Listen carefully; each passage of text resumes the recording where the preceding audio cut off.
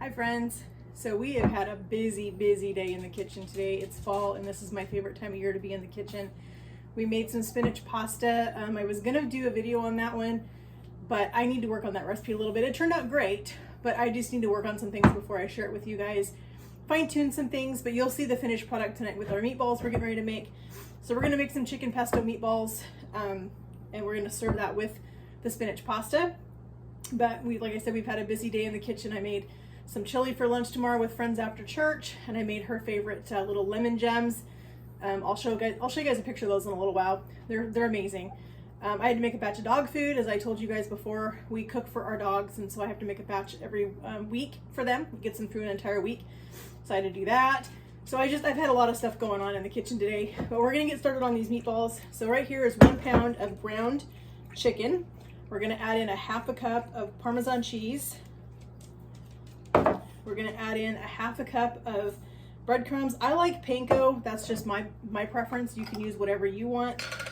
We're gonna use, my spoon won't fit in there. So we're just gonna use 2 tablespoons of prepared pesto. Whatever your favorite pesto is, that's what I would use. I know this is not conventional, but my measuring spoon didn't fit in my jar, so we're just gonna go with it. That's what you have to do sometimes in the kitchen, is you just have to roll with whatever works. All right, so we are gonna put in 1 egg. This is gonna be our binder. So anytime you make meatloaf or meatballs, anything like that, you have to use some kind of a binder in it so that things kind of hold together. And we're gonna put in 3 cloves of fresh garlic. We've got our pan over here heating up for our meatballs. After we get them formed, we will get them going in the pan.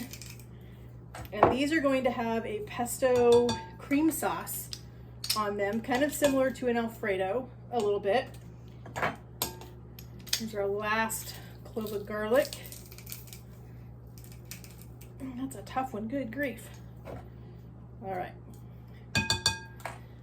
And then we're gonna put a little salt and pepper. Always have to season well with salt and pepper. My husband loves pepper, but he can put his own pepper on his when he eats it. All right, so we're gonna mix this up. I have our scooper right here that we're gonna scoop our meatballs with. And we are just gonna get in here and get this all mixed together. I know this grosses some people out using your hands, but there really is no other way to do it. There just isn't. I know some people don't like getting their hands in raw meat, but you just can't help it sometimes. This is the only way to get things really mixed well. Make sure that you have everything equally distributed, that you don't have any chunks of ground chicken that don't have seasoning or don't have cheese. Nobody wants to bite into a meatball and only have flavor in part of it. You want to have your flavor going all the way through. So we are getting this all mixed up here. My chicken was a little bit still frozen. I thought it was put in the refrigerator, but it actually was still in the freezer a couple hours ago, so I had to thaw it real quick. All right, so we've got our meatballs here. They are all mixed up.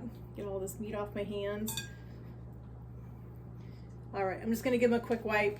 I'm not touching anything that isn't gonna get washed as soon as I'm done. So I'm just gonna wipe my hands off real fast, and we're gonna get right in and make these meatballs. So you wanna take a scoop. We're gonna form our meatballs, and we're gonna drop those right in our hot skillet over here that we've got warmed up on medium heat. Let's just get these meatballs in here and cooking. Once your meatballs get done, then you'll take them out of your pan and you'll be able to make your sauce in the same pan, so that saves dishes. So we're just gonna get these cooking in here, and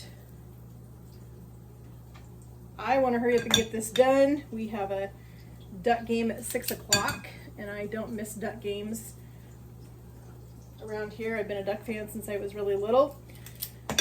So we are gonna hurry up and get this done so we can have our fresh made pasta and our chicken pesto meatballs while we watch the Duck game.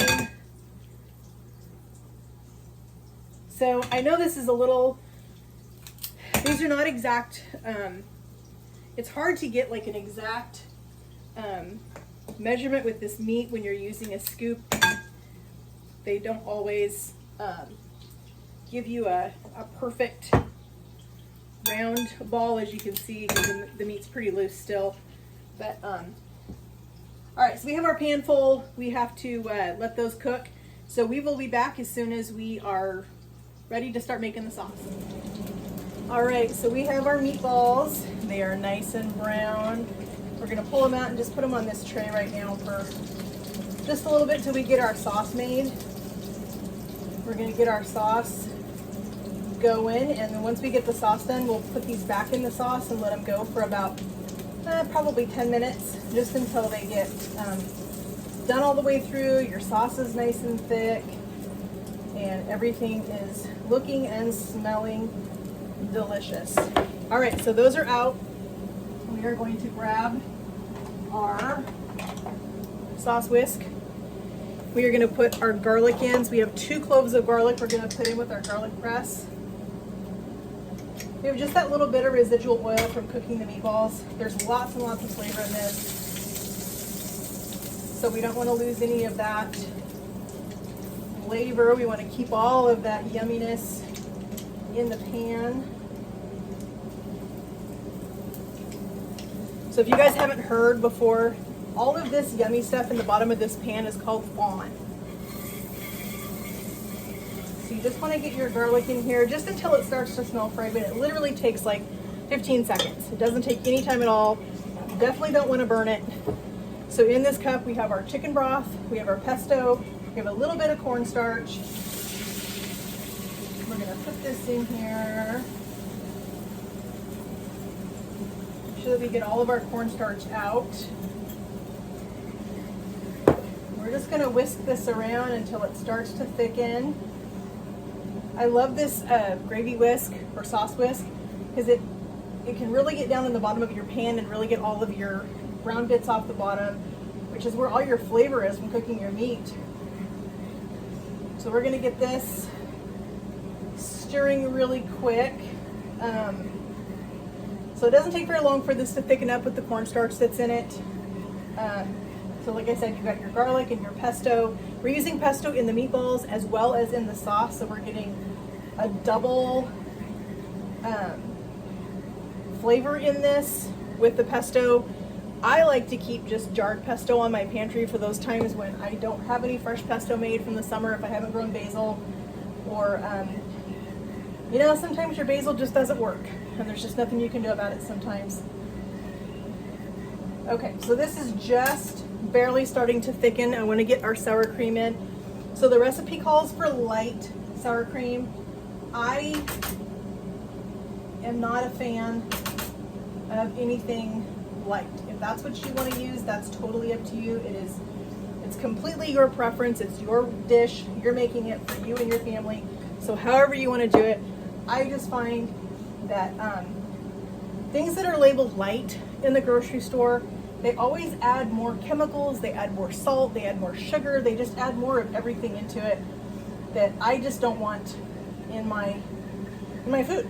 So everything in moderation. This is not something that we would eat every single night with a sour cream based sauce, although we would eat pesto quite a few times during the week, because pesto is just, you know, pine nuts, olive oil, basil, and a little bit of Parmesan cheese. Okay, so as you can see, we have our sauce right here looking nice and beautiful and yummy. So we're gonna take our meatballs now. We're just gonna get all of our meatballs nestled back in this sauce so that they can just start all cooking together. You don't want your sauce to be completely thickened up when you put these in, because you really want those meatballs to have a chance to get into that sauce. You want the sauce to thicken with the meatballs in it. So you can see how good those are looking.